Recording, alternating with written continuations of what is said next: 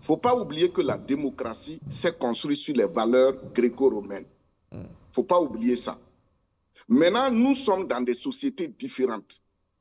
Et quand on parle de valeurs, non, c'est péjoratif. Chaque société humaine a ses forces et ses faiblesses, ses qualités et ses défauts.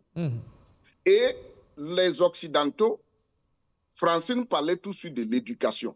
Quand les Occidentaux ont quelque chose, voilà, ça doit être universel, tout le monde doit copier. Et c'est ça maintenant qui fait que l'intellectualisme ou l'intelligence en Afrique est biaisée. Il y a du saupoudrage. On n'a pas l'esprit critique.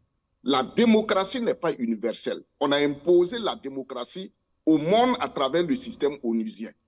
Avant la création de l'ONU, chaque pays était plus ou moins libre.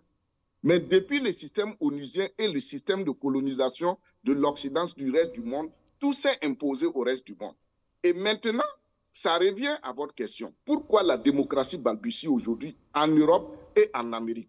Parce que les autres civilisations sont arrivées maintenant du point de vue technique, technologique et du point de vue historique au même degré de connaissance que l'Occident. Donc, il y a maintenant des concurrences. Ce qui crée maintenant des chamboulements à l'intérieur.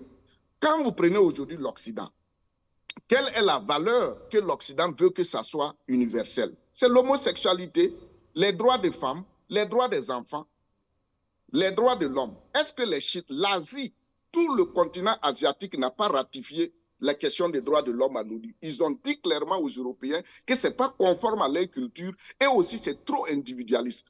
Moussa Saoudou, l'Asie a refusé de signer. Les Arabes viennent de le faire tout récemment. Seule l'Afrique a bondi là-dessus, droits de l'homme.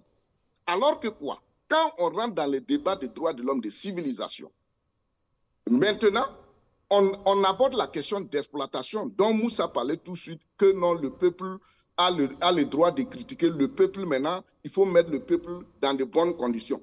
Quelle est la partie du monde qui a exploité plus son peuple, si ce n'est pas les Occidentaux? Nous avons tous été à l'école. On connaît l'histoire de l'Europe mieux que même nos sociétés. Dans nos sociétés, qui exploitent qui?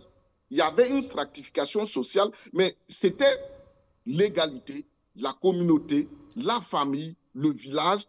Tout était vraiment fait de sorte que l'individu soit dans le groupe et que le groupe soit au-dessus de l'individu pour qu'il ne se perde pas.